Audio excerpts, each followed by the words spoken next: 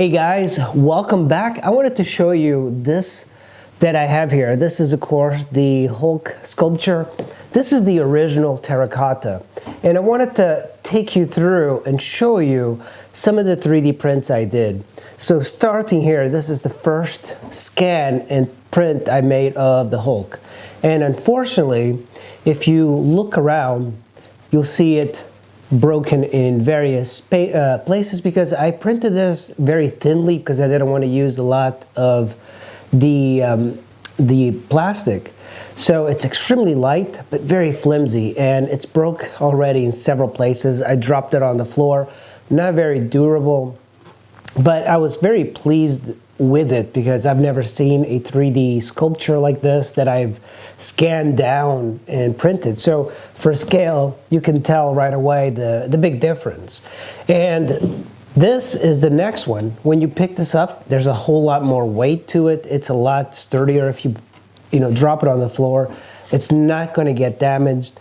The print's a lot better. I think the only very strange thing that I can't figure out what is happening, there's a seam right about here where the tire is. And because it takes so long to print, this might take like 3 or 4 days to print. And this one I printed in standard quality. This I printed in dynamic quality. What that means, it's basically much better quality. It's like the plastic is a little bit thinner, and it goes a little bit slower. And I also added the infill to make it a lot more solid, which, I wasted a lot of plastic on this. And this is the next project that I'm printing. So I'm printing a full-size version of the terracotta, and this is what it looks like. So I used mesh mixer to slice the arms, and you can see I have the arm here, that's the left one, and it's pretty solid, so like that. And then what you do is, at least that's what I understand, you just kind of epoxy it or glue it together, and you'll have a seam, but there are ways of fixing it. You could like melt a little bit of the plastic in it, and you can give it a treatment afterwards, like just give it paint, and it should hide a lot of the seam. So I'm kind of curious about that.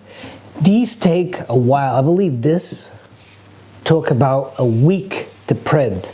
Very time consuming, but I am very pleased with the results. The only thing is that the undercuts where the support is for the head, for example, there's a lot of loss of detail.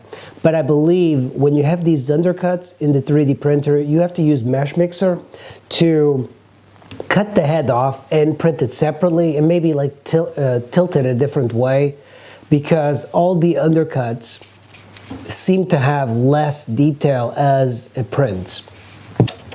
This is the base. So right here, I actually had to slice this base into 4s or into 3s, and as it printed, I ran out of plastic. So as I went to look at the printer, it was printing, but the spool had run out. And normally high-end printers, when it runs out of the plastic, it stops and pauses. My printer, because it's like one of the cheaper ones and I got it used, it does not have that feature, so I'm out of luck. So I printed this for 3 days, and it's very disappointing. I have to redo it, add new plastic and redo it. This was very time-consuming and very wasteful, but that's how I did these very large prints. And I've had this happen before when I printed another section, because I'm printing the legs in 2s. And that's another issue that's happening, is that the printer just went haywire, and there was like plastic everywhere, and it just couldn't. If something happens in the beginning, it's not going to take, and that's unfortunate. But that's a little bit of the 3D print life. I've never really done this, and I'm only interested in 3D because of the ability of taking my sculptures and reproducing them and scaling them down or scaling them up. There's a lot of great things about it. And when I first got a 3D printer, I used to work for a school, and all you did was print like iPhone cases, and that didn't seem to me like a good use of time. But you can go online, download various objects. I, for example, can make the STLs and OBJ files available for people. You can download it and print it yourself. I did make the écorché I scanned in the last video available for download.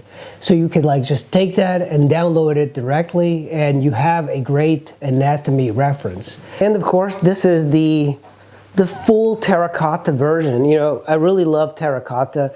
Terracotta is basically just fired earth and very solid. You know, I'm about to ship this thing out to Liverpool, England. A subscriber has bought it, and I am really going to miss this thing. I really feel like you need to, you know, I love the terracotta, but you shouldn't leave it like this. The only reason I'm leaving it like this is because I don't know what kind of treatment he's going to be giving it. And also, if it breaks during shipment, it's a lot easier to fix a terracotta that's unfinished as opposed to something that's been painted and stained. So I think that's probably the best thing. Otherwise, I would have come up with some sort of stain for it. Seeing some cracks develop here that I did not notice before. So that could be a bad thing. When you pick up the sculpture, you know, one of the things that people tend to do is they pick it up by the arm.